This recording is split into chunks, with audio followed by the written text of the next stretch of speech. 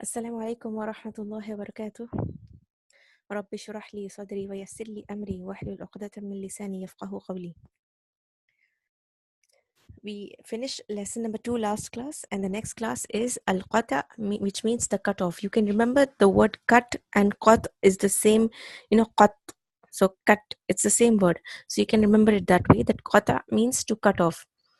The definition by the word itself, linguistic definition, it means to separate, separation or putting an end to something. Whereas for our purposes, istilahan, which means applied definition, which is for our tilawa purposes, what we need to know is cutting off here. When we say cut off, means we are saying that the cutting off of the recitation and ending with it. With the cut off, the reader changes to a different state outside the state of recitation. That is what is called cutting off. That you are no longer in the state of recitation, you are in a different state. The qat can only be at the end of an ayah, in difference to waqf. Waqf is a stop. It can be at the end of an ayah or in the middle of an ayah.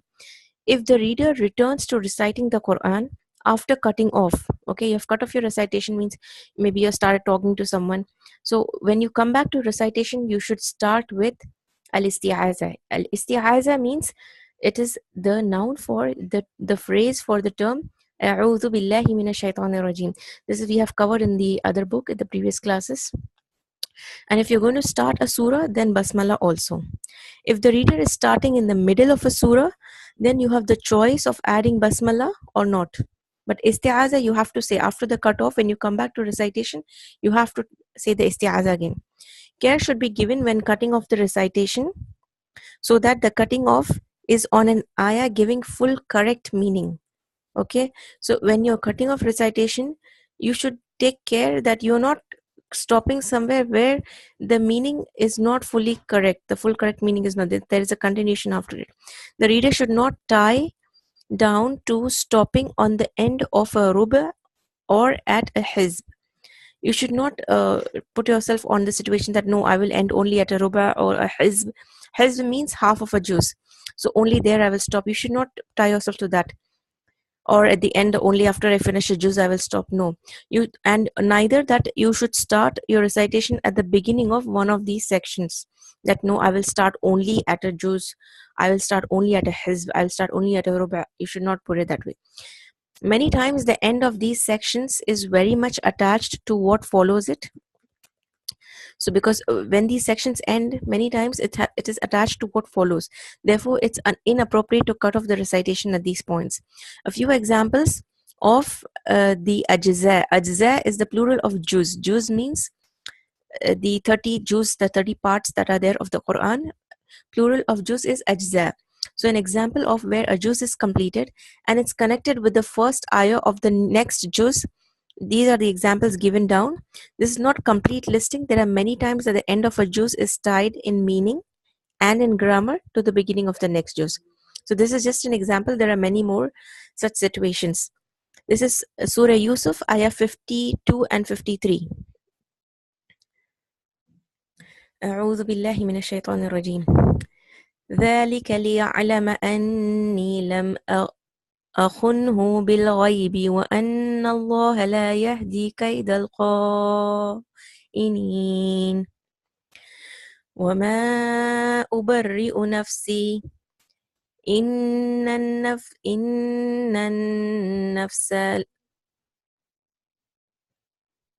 I'm sorry, just hold on because there is no fatha on the lam. Just a second, just let me confirm this. Surah Yusuf, ayah 53.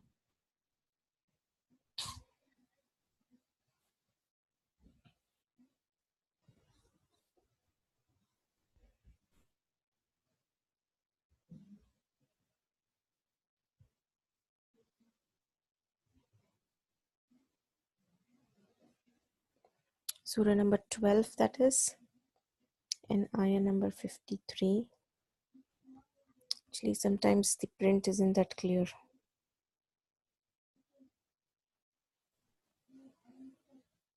Yeah, lam fatala la ammaratun. وما أبرئ نفسي إن النفس لأمارة بالسوء إلا ما رحم ربي إن ربي غفور رحيم. Then said, I asked for this inquiry. Okay, this is not the translation in the sense of the words are not there, but that is what is meant. That is why it's put in bracket. In order that he may know that I betrayed him not in his absence. ذلك ليعلم أني لم أخنه بالغيب وأن الله لا يهدي كيد الخائنين. And verily Allah guides not the plot of the betrayers. وَمَا أُبَرِّئُ نَفْسِي, and I free not myself from the blame. Now over here, this, if you see, there is this marking here. This marking is for the end of a ruba. So when that completes, the next one is connected, and I free not myself from the blame. So it is in continuation of this. So if you stop here and then you begin here, this is a connection which you are breaking. Then this is Surah Tawbah, ayah 92 and 93. ولا على الذين إذا ما أتوك لتحملهم قلت لا أجد ما أحملكم عليه تولوا وأعينهم تقيد من الدمع حزنا ألا يجدوا ما ينفقون إنما السبيل على الذين يستأذنونك وهم أغنياء. Here again there is a stop mentioned here before إنما. Nor is there blame on those who came to you. ولا على الذين إذا ما أتوك لتحملهم, to be provided with mounts. قلت لا أجد ما أحملكم, when you said I can find no mounts for you. عليه تولوا وأعينهم تقيد من الدمع, they turned back while their eyes overflowing with tears of grief. من الدمع حزنا ألا يجدوا, that they could not find ما ينفقون, anything to spend for jihad. The ground of complaint, now here this is continued. إنما السبيل على الذين يستأذنونك وهم أغنياء. The ground of complaint is only against those who are rich and yet ask exemption.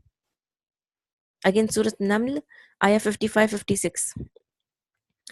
أئنكم لتأتون الرجال شهوة من دون النساء بل أنتم قوم تجهلون فما كان جواب قومه إلا أن قالوا أخرجوا آل لوط من قريتكم إنهم أناس يتطهرون. Do you practice your lust on men instead of women? أئنكم لتأتون الرجال شهوة من دون النساء بل أنتم قوم تجهلون. Nay, but you are a people who behave senselessly. And then if you stop here, you see the next one is a continuation. There was no other answer given by his people. فَمَا كَانَ جَوَابَ قَوْمِهِ. So this is continuation of this. So you cannot stop in the middle here if you want to do a cut off. فَمَا كَانَ جَوَابَ قَوْمِهِ, there was no other answer given by his people except إِلَّا أَنْ قَالُوا أَخْرِجُوا آلَ لُوطٍ, except that they said, do drive out the family of Lut min qaryatikum, from your city. Innahum unaswi, verily these are men yatatahharun, who want to be clean and pure. Therefore, if you see, it is not appropriate to cut off the reading at these points or to begin the reading what follows, like فَمَا كَانَ جَوَابَ قَوْمِهِ. You cannot continue. For means so. It refers to something in the previous ayah. That's why the for is coming. So you cannot stop there. The division of the Quran into ajza and other sections is not part of the revelation. These divisions which are there are not how the Quran was revealed. Those are not the stops. It was done by independent judgment. Then we come to the next chapter, the breathless pause, which is also known as sakt. Let us see what sakt is and what do we have to do here. By language, sakt, it means forbiddance. Sakt, you are forbidden to do something. Now, what is forbidden? Let us see. For us, sakta means you cut off the sound of a Quranic letter for a time without taking a breath. So you will cut off your sound on a letter without stopping your breath. In the sense, you're not going to like this. You're not going to take a breathe. What you're going to do is, in that same breath, you have a small stop because you're going to come back to the recitation. So your stop has an intention of coming back to your recitation. Now, sakta, where all it is coming in the Quran, we are doing the places from the rule of Hafs and Asim min tariq al-Shatibiyya. It has been related from Hafs and Asim in Shatibiyya. They would stop gently without breathing while in the state of continuing his recitation. You will stop gently and you're not going to breathe. And the state of continuing your recitation, there are 4 such places. What is the rule here? You are required to read these 4 places with the sakt. We already know now what sakt is. When continuing reading in the recitation of Hafs and Asim by the way of Ash-Shatibiyya. Let us see the first one. Imam Hafs read with a sakt on the alif substituted in place of the tanween in the word. This word is aywajan. Okay, there is a tanween. There is an alif over here, aywaja. You will read if you stop. Okay, so on this alif, this is at the beginning of Surah Al-Kahf. When you join the first ayah with the next ayah, this here actually there is a stop. It's an ayah completion. So if you're completing the ayah and stopping, it's fine. But in case somebody wants to join the first and second ayah, then when you stop here at aywaja, you should do a sakt and then you would read qayyiman. It doesn't mean that you're not allowed to stop on the word aywaja because it's the end of an ayah. So you will stop. وَلَمْ يَجْعَلْ لَهُ عِوَجًا. So when you stop here, it's fine. And then you can continue with the next ayah. قَيِّمًا لِيُنذِرَ بَأْسًا شَدِيدًا. The Surah Al-Kahf, ayah number 1 and 2. But in case you're going to continue, okay, عِوَجًا قَيِّمًا, if you want to say it that way, you have to do a sakt there. Sakt meaning you are reading and in that same breath, you make a small pause and then you continue. وَلَمْ يَجْعَلْ لَهُ عِوَجًا قَيِّمًا لِيُنذِرَ بَأْسًا شَدِيدًا. Also, there is a sakt after the word marqadina in Surah Yasin, ayah 52. And then the reading continues with the next phrase, هَذَا مَا وَعَدَ الرَّحْمَنُ. It is allowed to stop on the word marqadina. Then there obviously will be no sakta. Because here there is a stop sign. If you see the qilli sign, there is a stop sign. And it is preferred to stop here. So in case you're stopping, you can stop like this. قالوا يا ويلنا من بعثنا من مرقدنا هذا ما وعد الرحمن وصدق المرسلون. You can do like this. But in case you want to continue the ayah, you have to do a sakt.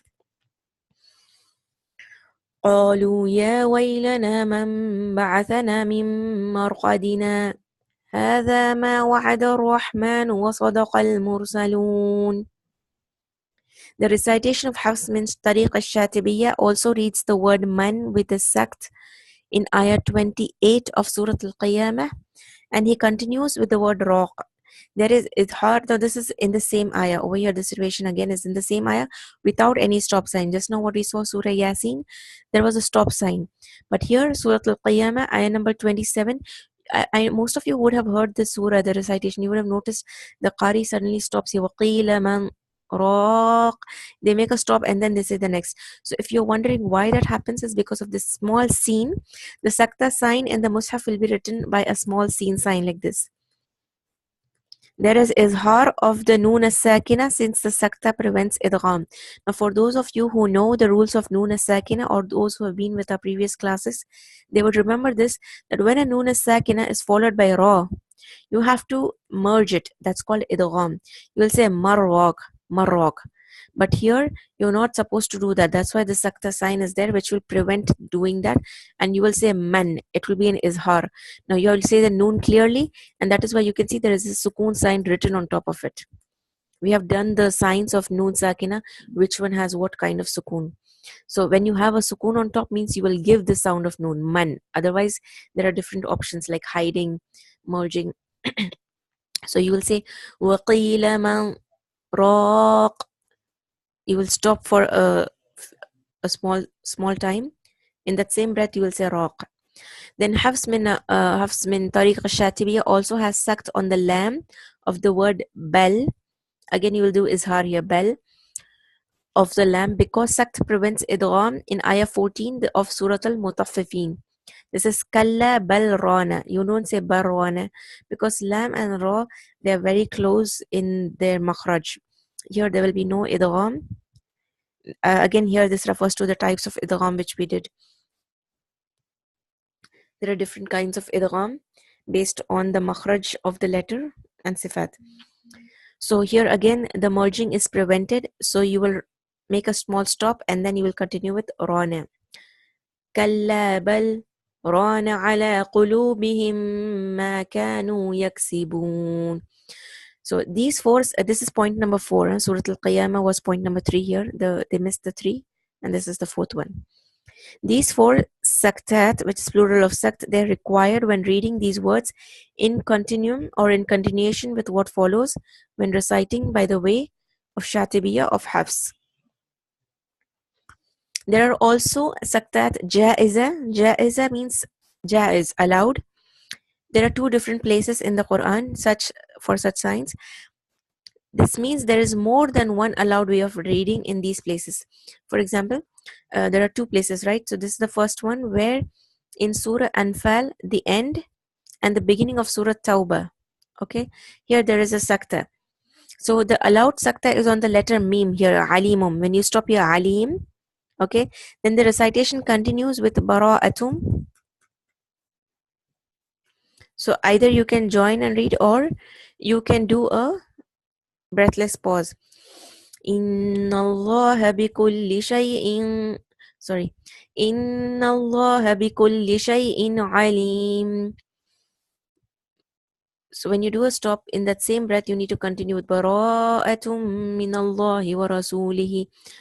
In case you do a stop, you'll say alim. But if you want to continue, you'll say alimum bara'atum, like that. Now the second in maliyah, the word maliyah in ayah 28 of Surah Al-Haqqa. ما أغنى عني ماليه هلك عني سلطانيه. So in case you stop in the same breath and continue. We previously studied that there is another allowed way of reading when joining these 2 ayats. Okay, that is عدم سكت مع إدغام الحاء في الحاء. Now here this one, this we have done in the chapter of idgham. These 2 are the same alphabet, one with a sukoon and the next followed by a fatha. So in this case you have an idgham. You will join it, maliya halaka. So you will join it and see. So either you will read it this way, or what you could do is you will have to do a sakta, because there is a sakta mentioned because of this, that the 2 letters coming together are the same. Both of these 2 ways of joining these 2 ayat, both are allowed. Now here there is a note which I already mentioned previously, because they hadn't given it earlier. So here is that note, that you will see the small scene which represents that here there is a sakta in the Quran. So inshallah I will end over here for you all to keep it small and remember it well. The next chapter we will do stopping on the ends of words. Okay, al-waqf ala awakhiri. This is kha, awakhir al-kalam, on the end of the words. This I will just show you which chapter we have completed right now. The chapter number 3, the cutoff, al-qat. Chapter number 4, the breathless pause. The next chapter 5, it has various topics and quite many pages as well, with stopping at the end of the words and how there are different ways of stopping. It's quite interesting chapter. So inshallah we will do that in the next class. And then we have chapter 6 on joined and separated. 7 is female ta'nis. and chapter 8 are some special words, and then it's writing of the Noble Quran, chapter 9, which is about the Rasm. So, inshallah, all in very interesting chapters coming up next. I will end the class here. سبحانك اللهم وبحمدك نشهد أن لا إله إلا أنت نستغفرك ونتوب إليك. والسلام عليكم ورحمة الله وبركاته.